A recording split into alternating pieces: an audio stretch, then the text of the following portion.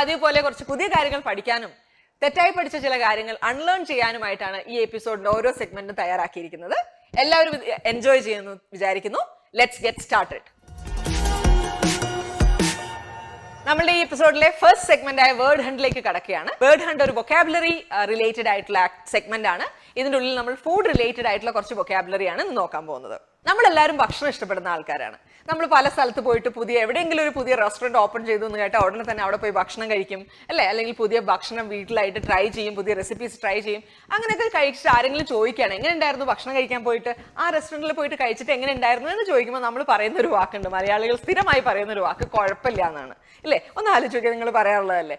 അതുപോലെ തന്നെ ഈ കുഴപ്പമില്ല എന്നുള്ള വാക്ക് നമ്മൾ എല്ലായിടത്തും ഉപയോഗിക്കും. അങ്ങനെ ഇന്നതൊന്നുമില്ല, എന്ത് കാര്യം ചോദിച്ചാലും കുഴപ്പമില്ല എന്ന് പറയുന്ന ഒരു പരിപാടി നമ്മൾ മലയാളികൾക്ക് സ്ഥിരമായിട്ടുണ്ട്. എല്ലാ കാര്യങ്ങൾക്കും നമ്മൾ പറയുന്ന ഒരൊറ്റ മറുപടിയാണ്. ഒരുപക്ഷെ മടി കൊണ്ടായിരിക്കാം, അല്ലെങ്കിൽ ഒരുപക്ഷെ നമുക്ക് പുതിയ വാക്കുകൾ അറിയില്ലാത്തതുകൊണ്ടായിരിക്കാം, കൃത്യമായിട്ട് എന്ത് വാക്ക് അവിടെ ഉപയോഗിക്കണം എന്ന് അറിയില്ലാത്തതുകൊണ്ടായിരിക്കും, ചിലപ്പോൾ നമ്മൾ ഒഴിവാക്കാനായിട്ടായിരിക്കും ചിലപ്പോൾ ഒരു കുഴപ്പമില്ല എന്ന് പറയുന്നത്. പക്ഷേ ഈ കുഴപ്പമില്ല എന്ന് പറയുന്ന വേർഡിനെ നമുക്ക് സബ്സ്റ്റിറ്റ്യൂട്ട് ചെയ്യാൻ പറ്റുന്ന ഒരുപാട് വാക്കുകളുണ്ട്. നമ്മളത് കൃത്യമായിട്ട് ഉപയോഗിക്കുന്നില്ല എന്ന് മാത്രമേ ഉള്ളൂ. അപ്പൊ ഇന്നത്തെ വേർഡ് ഹണ്ട് എന്ന ഈ സെഗ്മെന്റിലൂടെ നമുക്ക് ഈ കുഴപ്പമില്ലാനെ മാറ്റി വെച്ചിട്ട് വേറെ എന്തൊക്കെ വാക്കുകൾ ഭക്ഷണവുമായിട്ട് റിലേറ്റ് ചെയ്ത് എന്തൊക്കെ വാക്കുകൾ നമുക്ക് ഉപയോഗിക്കാമെന്നാണ് നമ്മളിവിടെ നോക്കാൻ പോകുന്നത്. ആദ്യമായിട്ട് നമ്മൾ ചിലപ്പോൾ പോസിറ്റീവായിട്ട് നല്ല ഭക്ഷണമാണെങ്കിൽ നമ്മൾ കുറേ വാക്കുകൾ, അയ്യോ അടിപൊളിയായിരുന്നു, സൂപ്പറായിരുന്നു, ഭയങ്കര ടേസ്റ്റ് ആയിരുന്നു എന്നൊക്കെ നമ്മൾ പറയും അല്ലേ.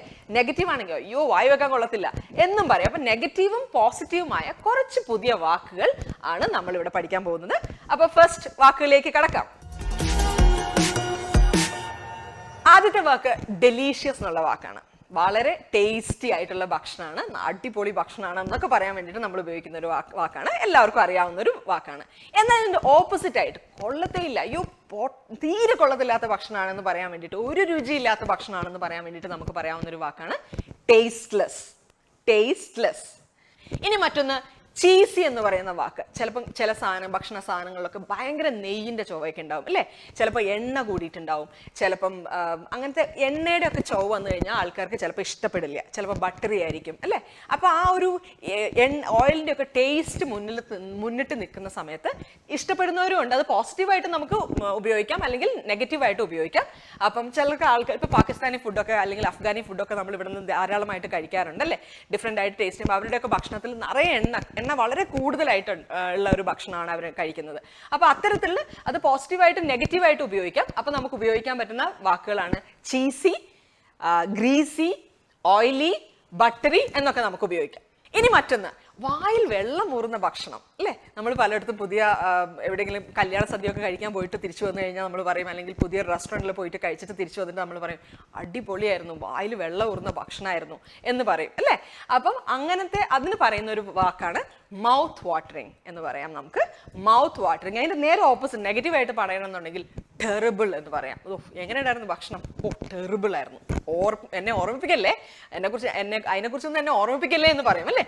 ടെറിബിൾ ഫുഡ് എന്ന് പറഞ്ഞു കഴിഞ്ഞാൽ ഈ ഒരു ഓപ്പോസിറ്റ് മീനിങ് ആയിട്ട് നമുക്ക് കിട്ടും. ഇനി മറ്റൊന്ന്, വളരെ ചില ഭക്ഷണമുണ്ട് നമുക്ക് ഒരു നൊസ്റ്റാൾജി ഒക്കെ തോന്നും, അല്ലെങ്കിൽ നമുക്ക് സാഡ് ആയിട്ടിരിക്കുന്ന സമയത്ത്, അല്ലെങ്കിൽ ഭയങ്കര മൂഡി ആയിട്ടൊക്കെ ഇരിക്കുന്ന സമയത്ത് ചില സാധനങ്ങളൊക്കെ നമുക്ക് കഴിക്കാൻ തോന്നും. അത് ഭയങ്കര അത് ഓരോരുത്തർക്കും ഓരോ പോലെയാണ്. അത് നമ്മുടെ കംഫർട്ട് ഫുഡ് എന്ന് പറയാം. അപ്പോൾ അത്തരത്തിലുള്ള ചിലപ്പോൾ എന്നെ സംബന്ധിച്ചാണെങ്കിൽ എനിക്കൊരു ആ സമയത്ത് ഒരു ദോശ കഴിച്ചാൽ മതി.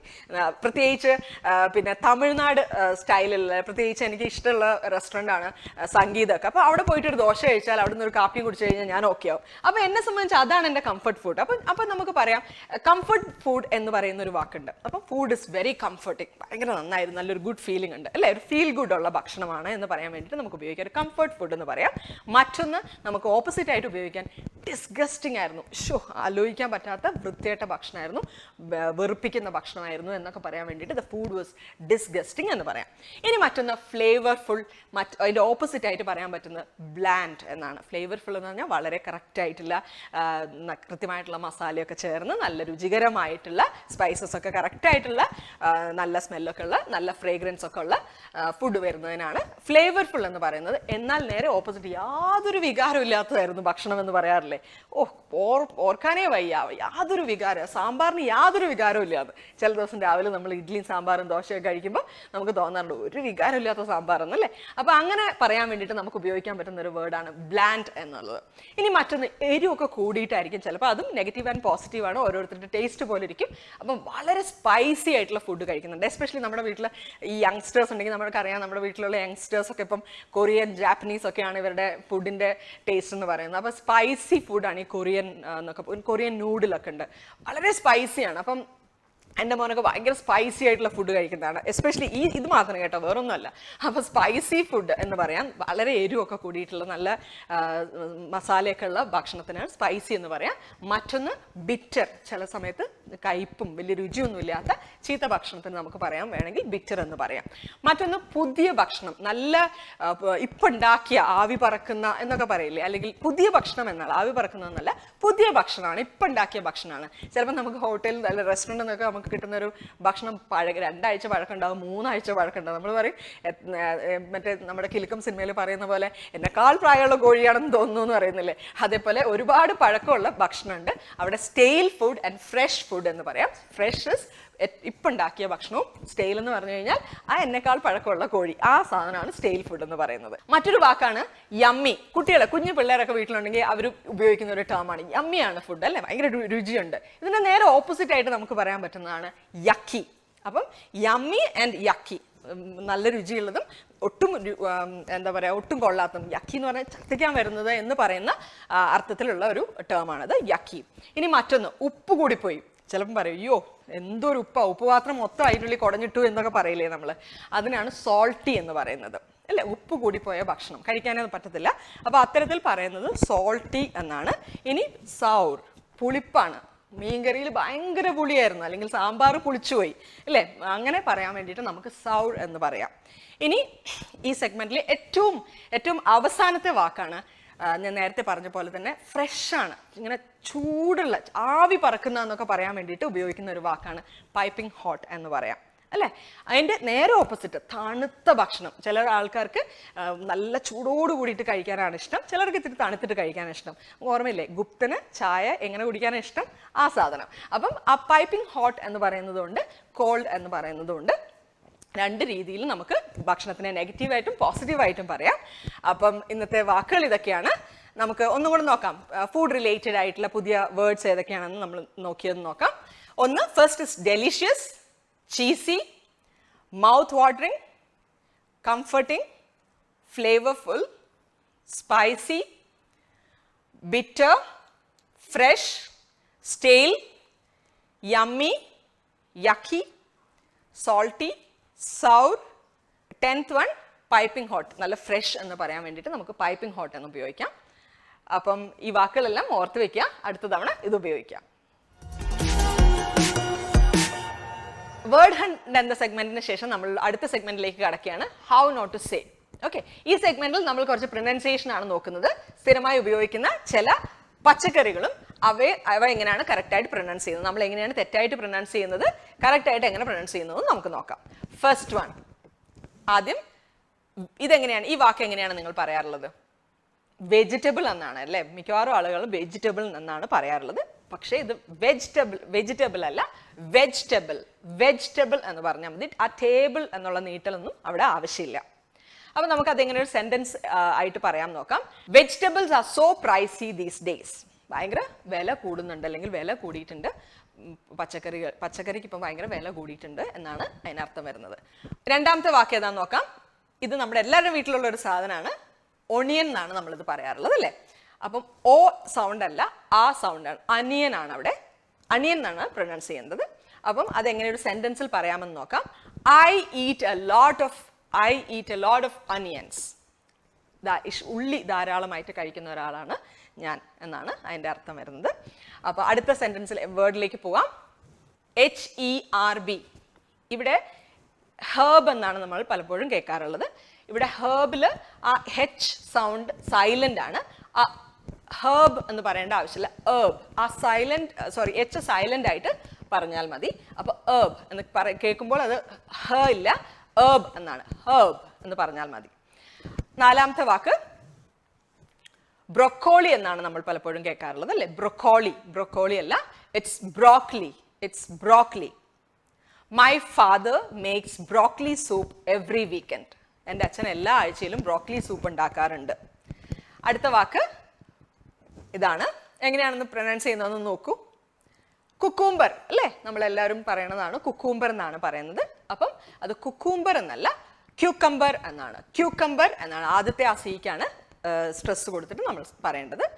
അടുത്തത് നമ്മൾ സ്ഥിരമായിട്ട് സാലഡ്സിലൊക്കെ ഉപയോഗിക്കുന്ന ഒരു പച്ചക്കറിയാണ് ലെറ്റ്യൂസ് എന്ന് പറയും നമ്മൾ പലപ്പോഴും അല്ലേ. ലെറ്റ്യൂസ് എഴുതുന്ന പോലെ തന്നെ നമ്മൾ വായിക്കുകയാണ് ചെയ്യുന്നത്. ലെറ്റ്യൂസ് അല്ല, ഇറ്റ്സ് ലെറ്റസ്.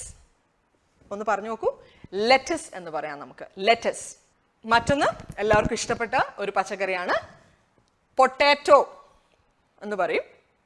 പൊട്ടറ്റോ ആണോ? പൊട്ടറ്റോ എന്നാണ് കേൾക്കാറുള്ളതും നമ്മൾ പറയാറുള്ളതും. It's potato.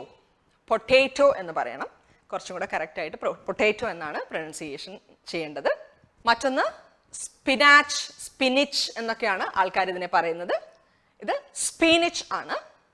സ്പീനിച്ച്, സ്പീനിച്ച് എന്ന് പറയാം നമുക്ക്. ചീര അല്ലേ, പലർക്കും ഇഷ്ടമല്ലാത്തൊരു, കുട്ടികൾക്കൊന്നും കൊടുത്താൽ കഴിക്കാത്തൊരു സാധനമാണ്.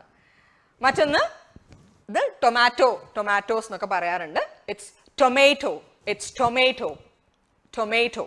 ഈ സെഗ്മെന്റിലെ ലാസ്റ്റ് വേർഡാണ്.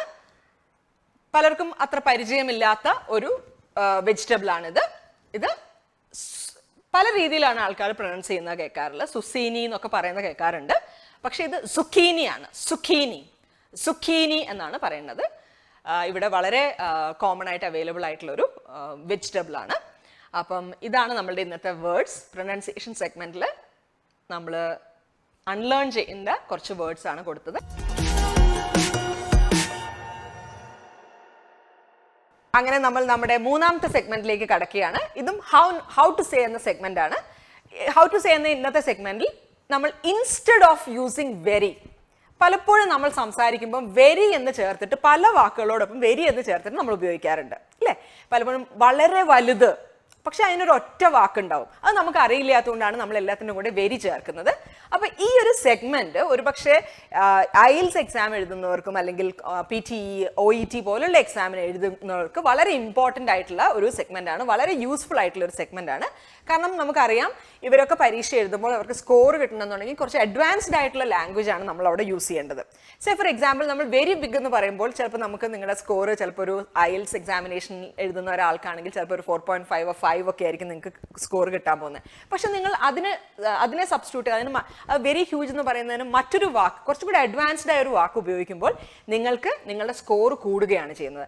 അപ്പം IELTS എക്സാമും അല്ലെങ്കിൽ ഇതുപോലുള്ള മറ്റ് പരീക്ഷകൾ എഴുതുന്ന ആൾക്കാർക്ക് വളരെ ഉപയോഗപ്രദമായ ഈ സെഗ്മെന്റ് ആണ്. അപ്പം നമ്മളുടെ ഫസ്റ്റ് വേർഡ് എന്താന്ന് നോക്കാം. Very big. നമ്മൾ സ്ഥിരമായിട്ട് ഉപയോഗിക്കാറുള്ളതാണ് വെരി ബിഗ് എന്ന് പറയും അല്ലേ. ഈ വെരി ബിഗ് സ്ഥിരമായിട്ട് ഇങ്ങനെ പറയുമ്പോൾ ബോറടിക്കും. പകരം നമുക്ക് ഉപയോഗിക്കാൻ പറ്റുന്ന ഒരു വാക്കാണ് ഹ്യൂജ് എന്ന് പറയുന്നത് അല്ലേ. ഹ്യൂജ്, വെരി ബിഗിന് അതേ അർത്ഥം തരുന്നതാണ്. അപ്പം അതെങ്ങനെയാണ് ഒരു സെന്റൻസിൽ നമുക്ക് പറയാൻ പറ്റുക? She has A huge house. വലിയൊരു വീടുണ്ട് അവൾക്ക് എന്നാണ് അതിനർത്ഥം. മറ്റൊന്ന് വെരി ഓൾഡ്. വെരി ഓൾഡ് എന്ന് പറയാം, അതായത് വളരെ പഴക്കമുള്ള. അങ്ങനെ പറയുന്ന എന്താണ്? ഏൻഷ്യൻറ്റ് അല്ലേ. We visited an ancient fort last week. ഞങ്ങൾ കഴിഞ്ഞ ആഴ്ച ഒരു പഴഞ്ചൻ അല്ലെങ്കിൽ ഒരുപാട് പഴക്കമുള്ള ഒരു കോട്ട സന്ദർശിക്കാൻ പോയി എന്നാണ് അതിൻ്റെ അർത്ഥം. ഇനി മറ്റൊരു വാക്കാണ് വെരി ഓപ്പൺ അല്ലേ. നമ്മൾ ആളുകളെ കുറിച്ചൊക്കെ പറയാറുള്ളതാണ്, വളരെ ഓപ്പൺ ആയിട്ടുള്ളൊരു മനുഷ്യനാണ്, അയാളൊന്നും ഒളിച്ചു വെക്കാറില്ല എന്നൊക്കെ പറയും അല്ലേ. അങ്ങനെ പറയുമ്പോൾ നമുക്ക് ഉപയോഗിക്കാൻ പറ്റുന്ന ഒരു വേർഡാണ് ട്രാൻസ്പെറൻറ്റ് എന്നുള്ളത് അല്ലേ. വെരി ഓപ്പൺ ആണ്. അപ്പോൾ he's A very transparent person ആണ്.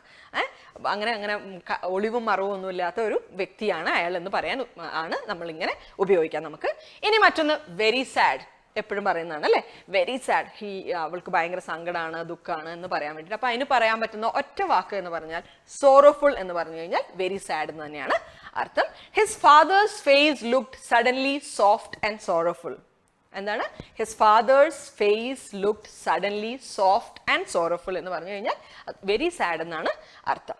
ഇനി മറ്റൊന്ന് നമ്മൾ സ്ഥിരമായി കേൾക്കുന്ന ഒന്നാണ് വെരി റിച്ച്. അയ്യോ എന്തൊരു ഭയങ്കര പൈസക്കാരനാണ്, ഭയങ്കര പൈസയാണെന്ന് പറയാൻ വേണ്ടിയിട്ട് നമ്മൾ ഉപയോഗിക്കുന്ന വാക്കാണ്. അതിന് നമുക്ക് ഒറ്റ വാക്ക് ഉപയോഗിക്കാം, വെൽതി. വെൽതി എന്ന് പറഞ്ഞു കഴിഞ്ഞാൽ വളരെ റിച്ച് ആണെന്നാണ്.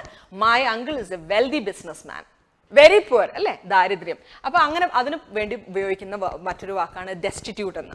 ഡെസ്റ്റിറ്റ്യൂട്ട് എന്ന് പറഞ്ഞു കഴിഞ്ഞാൽ വളരെ പുവർ ആണെന്നുള്ള അർത്ഥം തന്നെയാണ്. The floods left thousands of people destitute. നമ്മൾ 2018 പ്രളയം നമുക്ക് ഓർമ്മയുണ്ട് അല്ലെ, ഒരുപാട് മനുഷ്യന്മാരെ ദാരിദ്ര്യത്തിലേക്ക് തള്ളിവിട്ട ഒരു സിറ്റുവേഷൻ ആണത്. അപ്പം the floods left thousands of people destitute എന്ന് നമുക്ക് പറയാം. ഇനി മറ്റൊന്ന് വെരി ഷൈ, ഭയങ്കര നാണം കുണിങ്ങാണെന്നൊക്കെ പറയില്ലേ, അതിന് പറയുന്ന ഒറ്റ വാക്കാണ് timid. Timid. He is very timid and shy when meeting strangers. പരിചയമില്ലാത്ത ആൾക്കാരെ കാണുമ്പോൾ ഭയങ്കര ഷൈ ആൻഡ് ടിമിഡ് ആണ് എന്ന് പറയും. അങ്ങനെ നമ്മൾ ഈ സെഗ്മെന്റിൽ വെരി ഉപയോഗിക്കുന്ന ഒരുപാട് വാക്കുകൾ, അതിന് സബ്സ്റ്റിറ്റ്യൂട്ട് ചെയ്യാൻ പറ്റുന്ന കുറച്ച് വാക്കുകളാണ് നമ്മൾ കണ്ടത്. അഡ്വാൻസ്ഡ് വേണമെങ്കിൽ നമുക്ക് നോർമൽ ഇംഗ്ലീഷിനും അഡ്വാൻസ്ഡ് ഇംഗ്ലീഷിനും ഒക്കെ പറയാം. എക്സാമിനേഷൻ ഒക്കെ എഴുതുന്നവർക്ക് യൂസ്ഫുൾ ആയിട്ടുള്ള സെഗ്മെന്റ് ആണ്. നമ്മൾക്ക് ഒരു റീക്യാപ്പ് ചെയ്യാം. First word is very big, huge. Very old, ancient, very open, transparent, very sad, sorrowful, very rich, wealthy, very poor, destitute, very shy, timid.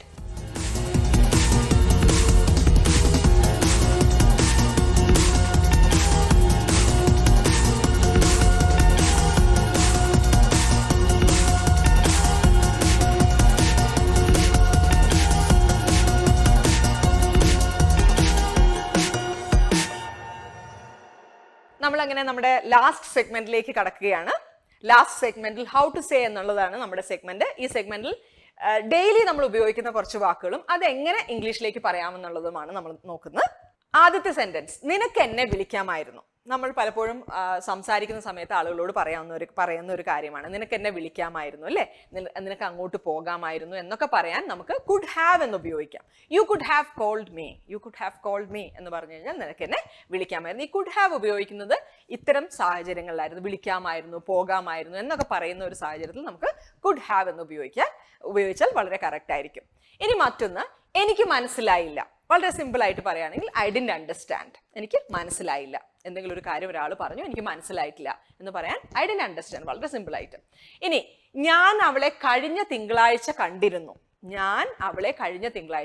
ഇതെങ്ങനെയാണ് നമുക്ക് ഇംഗ്ലീഷിലേക്ക് പറയാൻ പറ്റുക? I met her last Monday അല്ലേ. ഇതൊക്കെ നമ്മൾ ഡെയിലി കോൺവെർസേഷനിൽ നമ്മൾ ഉപയോഗിക്കുന്ന ചില സെന്റൻസുകളാണ്. പലപ്പോഴും നമുക്കിതെങ്ങനെ ചെയ്യണം എന്നറിയില്ല. അപ്പോൾ ഇതിന്റെ സെന്റൻസ് സ്ട്രക്ചർ തെറ്റാതെ നോക്കണം. ട്രാൻസ്ലേഷൻ ഒഴിവാക്കാൻ ശ്രമിക്കണം. ട്രാൻസ്ലേറ്റ് ചെയ്താൽ ഇതൊന്നും കറക്റ്റായി കിട്ടണം എന്നില്ല. കിട്ടില്ല. നമ്മൾ കംപ്ലീറ്റ് അബദ്ധമായിരിക്കും പറയുന്നുണ്ടാവുക. അതുകൊണ്ട് ട്രാൻസ്ലേറ്റ് ചെയ്യരുത്, കാരണം സെന്റൻസ് സ്ട്രക്ചർ ഡിഫറെന്റ് ആണ്. ഇനി മറ്റൊരു വാക്ക്, ഇന്ന് രാത്രി ഞാനൊരു പാർട്ടിക്ക് പോകുന്നുണ്ട്, ഇന്ന് രാത്രി എനിക്കൊരു പാർട്ടി ഉണ്ട് എന്ന് പറയാൻ നമുക്ക് എങ്ങനെ പറയാം? I have A party tonight. Today night എന്നോ അങ്ങനെയൊന്നല്ല പറയാ. ടുനൈറ്റ് എന്ന് പറഞ്ഞാൽ ഇന്ന് രാത്രി എന്ന് പറയാൻ വേണ്ടിയിട്ട് നമ്മൾ ഉപയോഗിക്കുന്ന ഒരു ടേം ആണ്. അപ്പൊ I have A party tonight എന്ന് പറഞ്ഞാൽ ഇന്ന് രാത്രി എനിക്കൊരു പാർട്ടി ഉണ്ട് എന്നാണ്. ഇനി മറ്റൊരു സെന്റൻസ്, ഞങ്ങൾ അടുത്ത ആഴ്ച നാട്ടിലേക്ക് പോകും അല്ലേ. We will go to Kerala next week. ഞങ്ങൾ അടുത്ത ആഴ്ച നാട്ടിലേക്ക് പോകും. We will go to Kerala next week എന്ന് പറയാം. സ്പീക്ക് നൗവിന്റെ ഈ എപ്പിസോഡിലെ ഏറ്റവും ഇൻട്രസ്റ്റിംഗ് ആയിട്ടുള്ള സെഗ്മെന്റിലേക്ക് നമ്മൾ കടക്കുകയാണ്. കഴിഞ്ഞ ആഴ്ചത്തെ ചോദ്യം ഓർമ്മയുണ്ടോ? ഇന്റലിജന്റ് ആയ ആളുകളോട് നമുക്ക് തോന്നുന്ന ഒരു അട്രാക്ഷൻ, അങ്ങനെ തോന്നുന്ന ആളുകളെ പറയുന്ന ഒരു ടേം, അതെന്തായിരുന്നായിരുന്നു ചോദ്യം? ഉത്തരം കിട്ടിയോ? ആർക്കെങ്കിലും ഉത്തരം കിട്ടിയോ? ഐ കോൾ മൈസെൽഫ് എ സാപ്പിയോസെക്ഷൽ എന്ന് പറഞ്ഞു കഴിഞ്ഞാൽ ഇന്റലിജന്റ് ആയിട്ടുള്ള ആളുകളോട് അട്രാക്ഷൻ തോന്നുന്നു ആൾക്കാരെ വിളിക്കുന്ന ഒരു ടേമാണ് സാപ്പിയോസെക്ഷൽ എന്ന്. ഇനി നിങ്ങൾ കാത്തിരിക്കുന്ന ഈ ആഴ്ചത്തെ ആ ചോദ്യത്തിലേക്ക് നമുക്ക് കടക്കാം. 2 വാക്കുകളാണ് നമ്മൾ സ്ഥിരമായി മലയാളത്തിൽ ഉപയോഗിക്കാറും കേൾക്കാറുമുള്ള 2 വാക്കുകൾ. അതെങ്ങനെ ഇംഗ്ലീഷിൽ പറയാമെന്നാണ് കണ്ടുപിടിക്കേണ്ടത്. ഒന്ന്, ആനപ്പാപ്പാൻ. ആനപ്പാപ്പാൻ നമ്മൾ ഇംഗ്ലീഷിൽ എന്താണ് പറയുന്നത്? രണ്ടാമത്തത്, നമ്മൾ പറയാറില്ലേ ഭയങ്കര പൊങ്ങച്ചാണ്, ഭയങ്കര തള്ളാണെന്നൊക്കെ പറയുന്നതിന് നമ്മൾ എങ്ങനെ ഇംഗ്ലീഷ് അതിനുപയോഗിക്കുന്ന ഒരു ഇംഗ്ലീഷ് വാക്ക് എന്താണ്? ഇത് രണ്ടുമാണ് ഈ ആഴ്ചത്തെ ചോദ്യം. എല്ലാവർക്കും മനസ്സിലായല്ലോ അല്ലേ? അപ്പം ഇതിന്റെ ഉത്തരമായിട്ട് അടുത്ത എപ്പിസോഡിൽ ഞാൻ വരും. എല്ലാവരും കാത്തിരിക്കുക.